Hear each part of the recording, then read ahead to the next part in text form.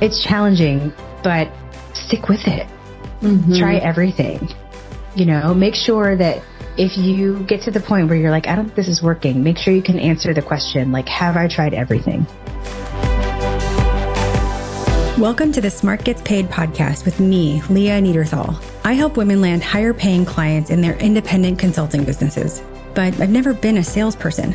My background is in corporate marketing, and when I started my first consulting business, I learned pretty quickly that it's about 1,000 times harder to sell your own stuff than it is to sell someone else's.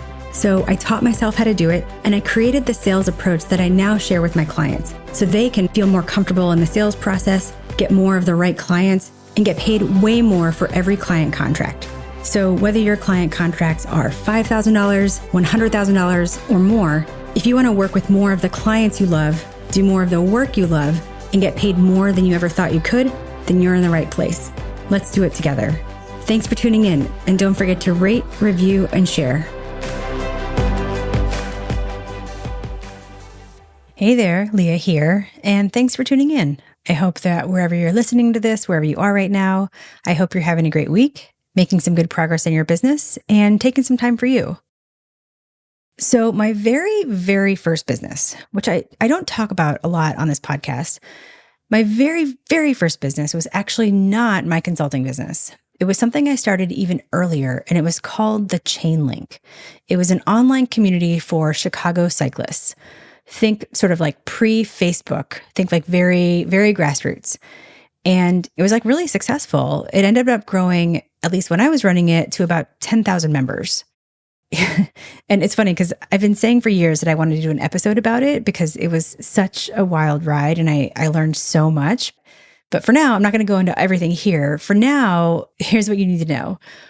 So at the time, I was running it mostly solo with the help of a woman who had kind of stepped up as a sort of volunteer. She was just really enthusiastic about it. And so, I let her help, and she was like an unpaid volunteer, but really, really involved.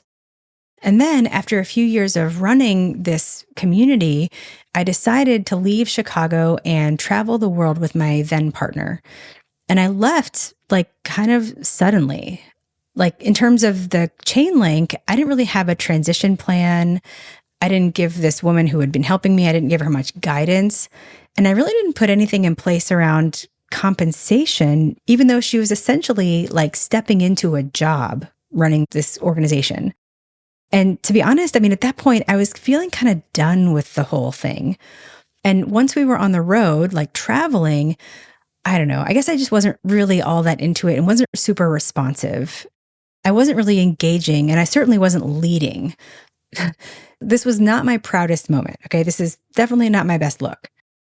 And then a few months into the trip, the woman who'd been helping me reached out and said she wanted to buy it from me. And I was open to it. I'm into it. But again, I can't say I was very responsive. And she and her lawyer sent over these terms and, some emails. And I just kind of dragged my feet. I wasn't, again, not super responsive. Not my best look. And then after a few months of, that process, I got the email. It was the email that basically said, if you don't respond and agree to these terms, then we're going to move forward and pay you a lot less. It was not those words exactly, but legally that was the vibe. And I got pissed. I got fired up. I started imagining all the ways that I could fight it. I could take the site back. I could, make them regret ever sending that email. I was feeling hurt, betrayed, defensive. I had a whole mental list of what I was going to do now to take it back. And so I called my dad and I told him what was happening and what I was planning to do. And I remember so clearly, I can actually picture where I was when he said this. But he said to me, Leah, if you had put this same energy in before, you wouldn't be in this position.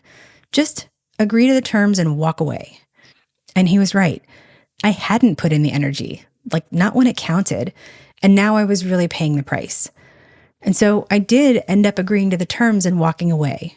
And it was a big lesson to put in the energy when it counts, at the beginning, not just at the end.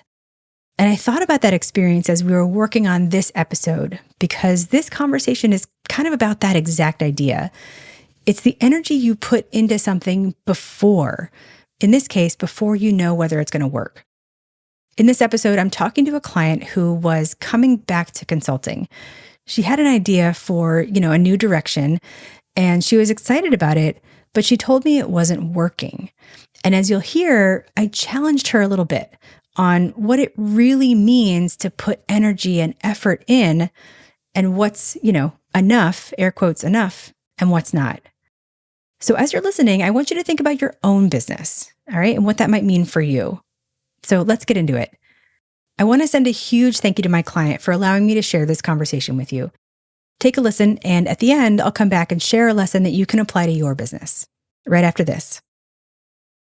So there's a lot I wanted to kind of get your thoughts on today, but I think the biggest thing, which often happens to me with the big ideas that I'm forming in my head, is I've gone back to the original idea, right? Mm-hmm. And I always say, listen to your intuition. She's always right. The original idea is usually the right one, but sometimes it needs to simmer for a while. Mm-hmm. So I was like, you know what? I've been throwing darts at a board, trying some things out, and I think that's okay. But I've gone back to the original business idea, and I think I was really getting caught up in kind of where consulting is right now and constant comparison to everybody else, because every third person's a consultant now, and everybody seems to be doing a better job than me on LinkedIn. So I think as I've struggled with, as I'm building my business, because this is the second time I've launched a consulting business in my career. I started 20 years ago. Things are so different now. The market is different, right? There's so many consultants now, and I didn't have to niche as narrowly and with such clarity earlier that I do now. So that has been a struggle.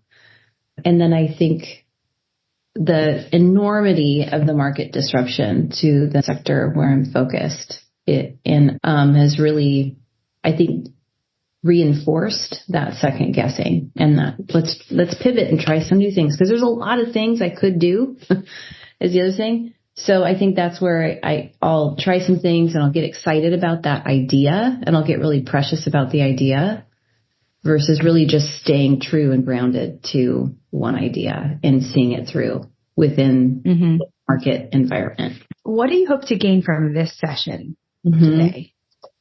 If possible, I'd love to kind of dive into kind of a core set of questions, because as somebody who's been advising consultants for as long as you have, and also is knee deep in the inherent challenges right now of launching a consulting business, when are the best moments is the market telling me to pivot, or is it just the market's going to take longer? And so I think I've got a big fear of missing out too, because no matter what I'm trying, and this is where I go down a rabbit hole, no matter what I'm trying, I'm not getting the response. And so I'll just change the words. So I need to just get the right words, right? Yeah. One thing I just want to point out is I think one mistake that most consultants make, or really any business owner, so you're certainly not alone, is not giving it enough time. Yes. Thank you. I am in my 10th year of my business, and let's say the third year of having messaging that sort of is in this vein that I've been using. Yeah. And I feel like it's just hitting its stride. And I have good reach and a sophisticated marketing operation. Yeah. Right. And so I to hear you say, I feel like it's not working. I bet that you haven't given it enough time or given it enough juice. Yeah. I think Is that fair? Totally fair. Yeah. And yes. And, the corresponding question I have, as business owners build up and give the business space and time to start getting that traction, I'm getting mixed responses to what are the lowest risk, in air quotes, the lowest risk opportunities I have to generate income and pay the bills while I'm building it up that don't sabotage this. So as you're advising consultants to like give it time, are there types of things you would caution them to steer clear of to pay the bills in this weird social media driven business development world we're in now? Well, and I think that's fair.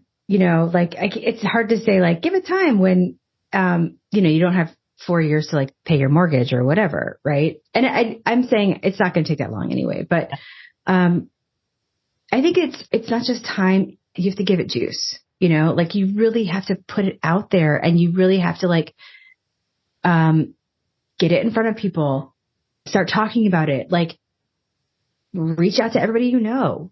Yeah. The same way you would, if you were starting a new business. Like, I'm trying to think of like the things that we tell people to do, like in our marketing system, like create a lead magnet, try to build your list, all these things. Because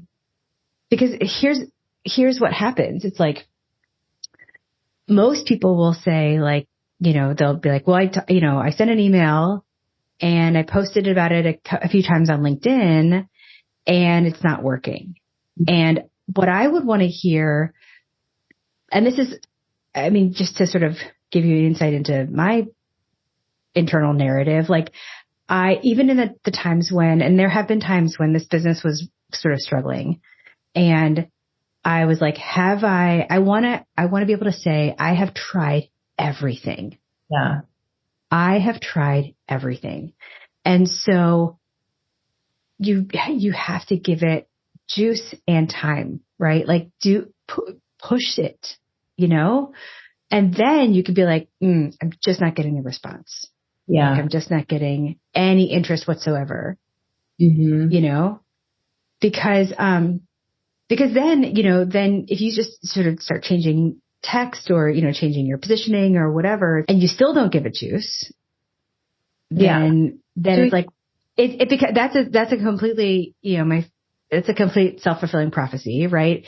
Because like the changes that you make on your website, for example, and I know I'm getting on a soapbox here, but it's like the changes you make on your website are hidden to everybody. Like your website is like a dark corner of the internet that nobody comes to. Right. Or the changes that you make to your services on a Google Doc or, whatever, even all of that that's not actually doing anything to get it out. Right. Right. So I know you're with me on this. I just, feel like it, again, I'm sort of on my soapbox here, but so things not to do. I think your question was like things not to do. Don't assume, like, just remember that you have to do so much more to get it out there than you think because nobody's paying attention. Yeah. And because one of my friends reminded me of this. And, the thing is like I'm in marketing. This is how I advise my clients. And it's so hard to apply it to yourself. I'm stating the obvious, but it's like, well, I put out all these social posts and I'm not getting traction. She's like, it doesn't mean they don't like it. It might not be getting in their queue. I'm like, oh yeah, algorithms. Right. So there's the algorithm. There's the fact that, people have no attention span whatsoever. Yeah. And, it's funny how even people like us who like totally get marketing, you want to put something out there and get a response, right? You want people to like reach out to you and be like, this really got me thinking and I'd love to work with you or whatever. Our brains know that like, it's going to take like 100 touch points for even somebody to pay attention. And yet our hearts are like, but can somebody please tell me that I'm doing the right things? I'm pretty. I know. Right. And so, and with that, we talk about this all the time on our LinkedIn system, but 99.8% of people are going to be lurkers, right? They are people who will see your stuff and never do anything. Yeah. That doesn't mean they're not reading. That doesn't mean they're not following along. That doesn't mean that what you've said isn't sort of hitting them somehow and they're currently being warmed up. Yeah. They're in some sort of education process with you and about you. But they'll never do anything. So you'll never get that positive reinforcement until the moment that they just, something you post is the thing that gets them to say, okay, now's the time. And so Totally. it's challenging, but so I want to caution you, like, stick with it. Try everything, make sure that if you get to the point where you're like, I don't think this is working, make sure you can answer the question, like, have I tried everything? Yeah. I really appreciate everything you're saying. I just want to state that. And I think that reminder as well, that I need to give it everything, and everything means that juice. It means the time, the persistence, and that courageousness in talking about it and not worrying when it doesn't hit the mark. If I don't get the engagement or whatever, it doesn't mean it's not resonating. Right. Because when I started, it felt like such a moment of clarity, but also a sense of freedom. And it's not the freedom of being a business owner. It's the freedom of talking courageously about my point of view that I've kind of kept close to the vest, because I was always afraid of what my employer would say about it.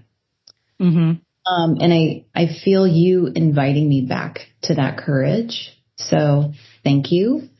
And I think that reminder as well, that I need to give it everything, and everything means that juice. It means the time, the persistence, and that courageousness in talking about it and not worrying when it doesn't hit the mark.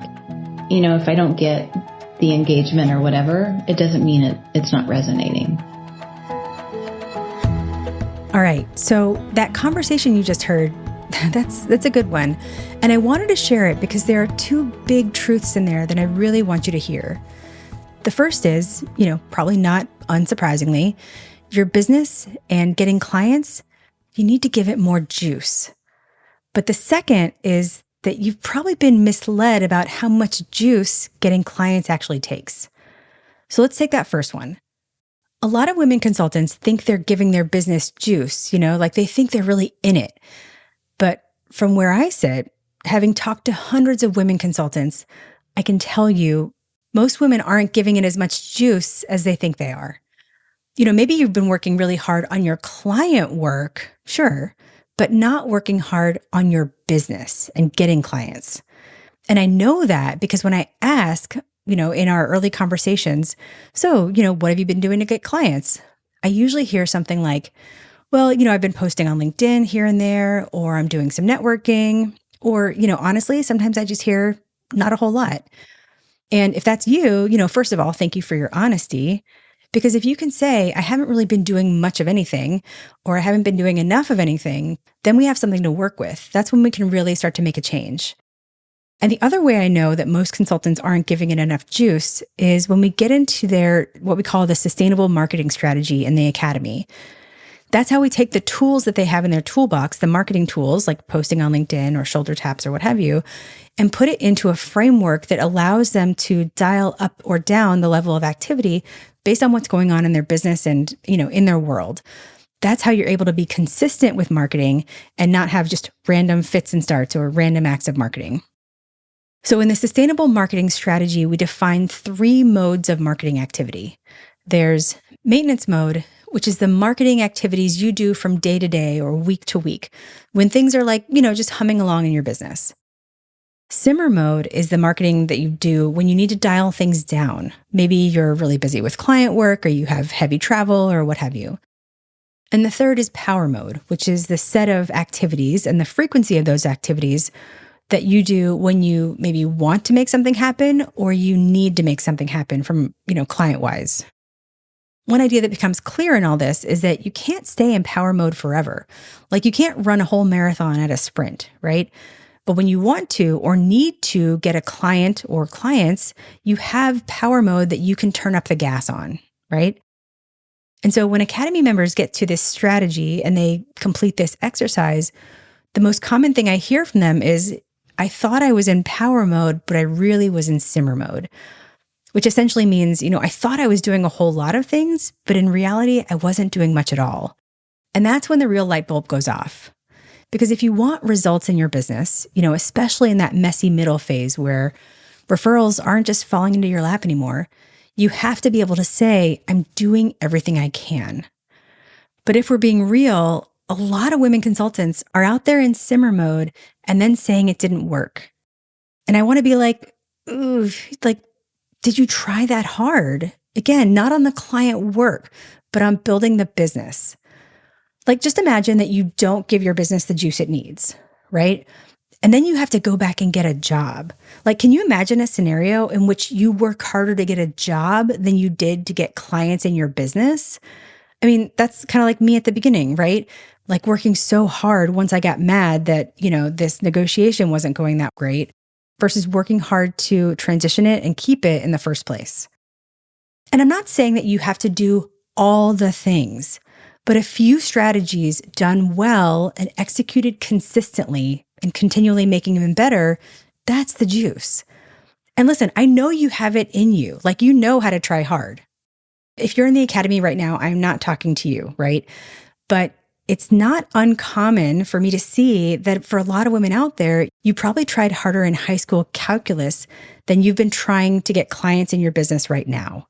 That's not a judgment. That's just an observation. And there's this quote I heard recently from Alex Hormozy, who I have thoughts about him, right? But occasionally he says something worth repeating.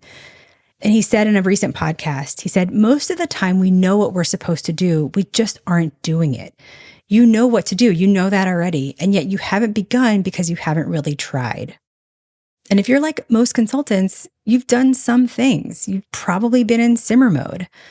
And what's also likely is that you've been thinking about it, maybe talking about it or reading about it or downloading things or listening to podcasts like this one and learning, right? One of the coaches in my program calls that educrastination, using learning as a way to avoid doing. But when you do have a strategy and you do apply yourself, the progress you can make is huge. So no, I'm not saying that you haven't done anything. And the work you have done isn't wasted. But if you want different results, you've got to give it more juice. And that brings me to the second big truth from this episode. Getting clients and growing your business takes more juice than you think. And it takes more than you've been led to believe. That part, that's not on you.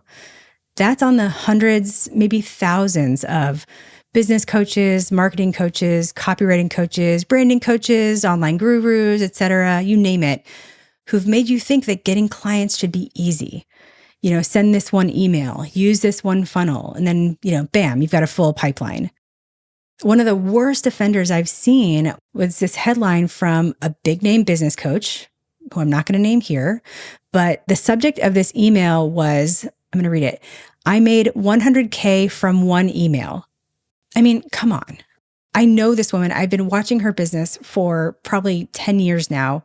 And saying something like, I made $100K from one email is putting out there a promise that people who are just getting started or haven't run the business that she has cannot replicate. And for consultants, it's completely unreasonable. And if you haven't yet listened to episode 121, where I go into that a little bit more, go do that next, because it's a perfect example of that false narrative that makes so many women feel like they're doing something wrong because the little that they've been doing isn't yielding good results, when really they just haven't been told the truth. So here is the truth. It's not supposed to be easy. At least not once you're past that startup phase, when you're still riding that wave of referrals from people who knew you from before. In that early phase, sure, you email some people, you get a few clients, maybe you send an announcement email, and the work just kind of rolls in. But that doesn't last. And even if you know that intellectually, in your heart, you kind of hope it does last. And so then when it stops working and you really have to start working for it, it feels like something's wrong. It shouldn't be this hard. And that's where the frustration comes in, the resentment. I've heard so many women say to me, shouldn't this be easier? Or when is this going to take off? Which, the concept of quote unquote taking off is another business coach trope. Or they'll say, if I'm so smart, why should this be so hard? And you are smart. But that feeling, that resentment is because of a mismatch between expectations and reality. And a lot of people out there are giving a lot of women business owners completely unrealistic expectations. But when you know what it takes and when you have the right expectations, then you can implement strategies and systems that actually help you be successful, not just for the quick wins, but for the long term. And that's what we do in the Academy. It's not about, do this tactic and you get clients. We help you implement the 2 systems that every consultant needs: a marketing system to bring the right potential clients into your orbit, and a sales system to help you lead a sales process and help clients say yes. So you can give it the right amount of juice to actually get you the clients and build the business that you want.